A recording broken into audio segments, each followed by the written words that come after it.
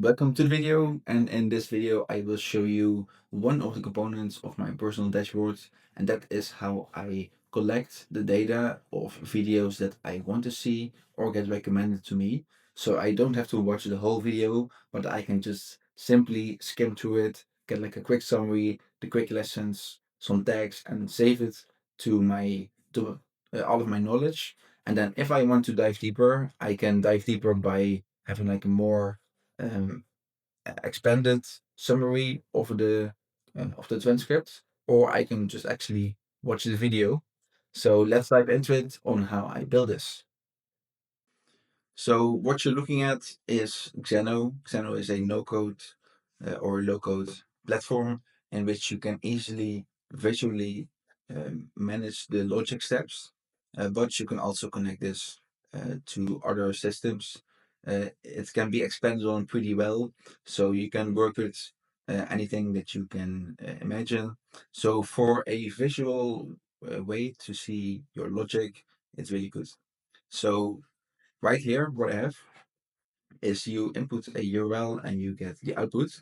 The output gets saved to the database, and this is pretty much all it does. And then this can be used, like I showed in my previous video, to the front end. So you can literally just give the raw data and it will give you a nice dashboard. So let's first of all demonstrate how it works, and then we will dive in the specifics. So here I have a URL. Let me actually get another URL from my other video from yesterday.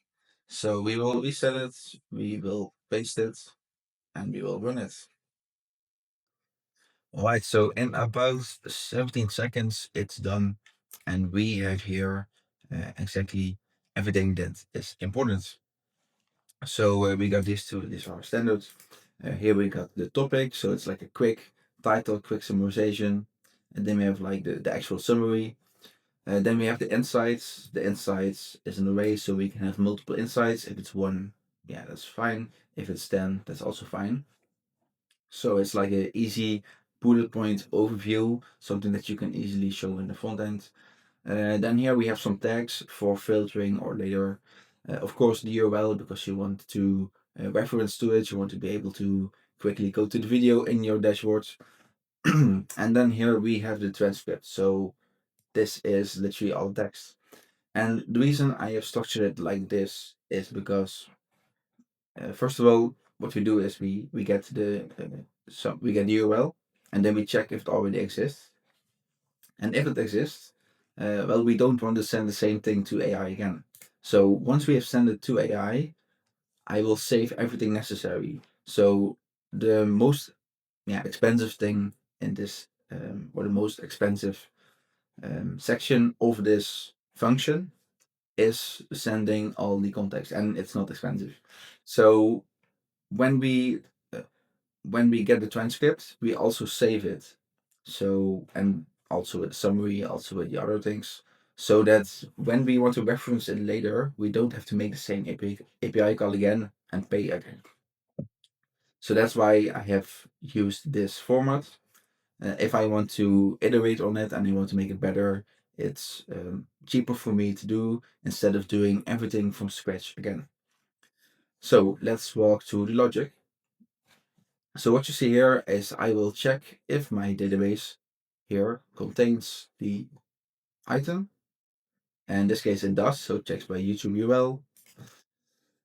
If it does not exist, then we will go to the transcript function. So if I click into this, here you will have the URL and I can select if I want the timestamps included or not. In this case, I don't. I just want the raw transcript.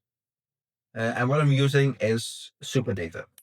Superdata is a tool where you can easily connect to and they handle the heavy lifting for you.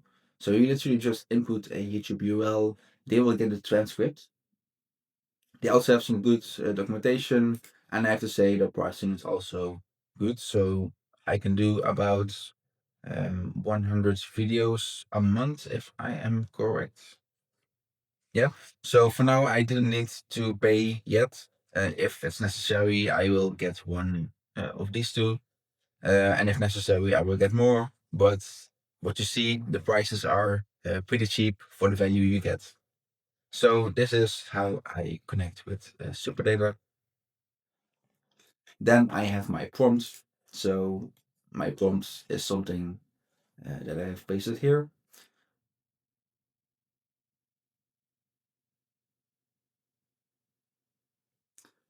And it's not the best prompt, it's a prompt to get me started, which is the most important thing just to get started. At least have something that works and later we can optimize it. So this is what works for now.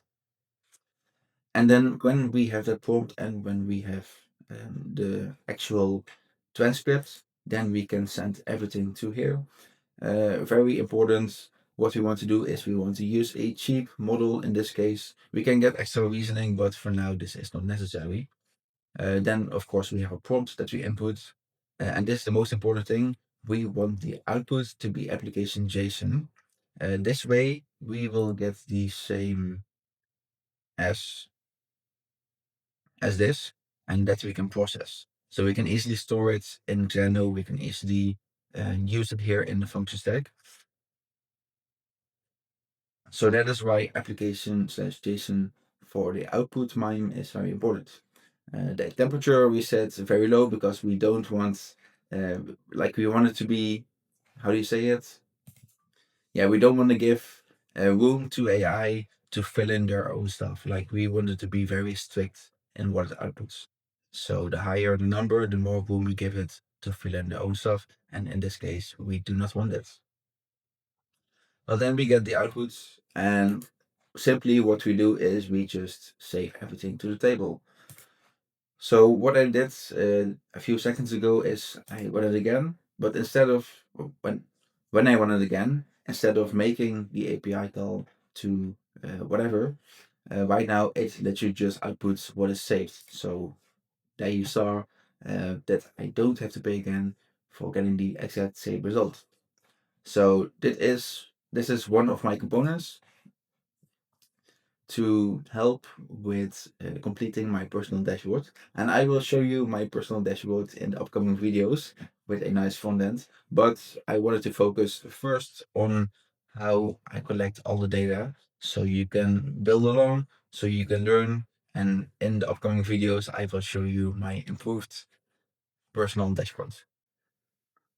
Thank you for watching.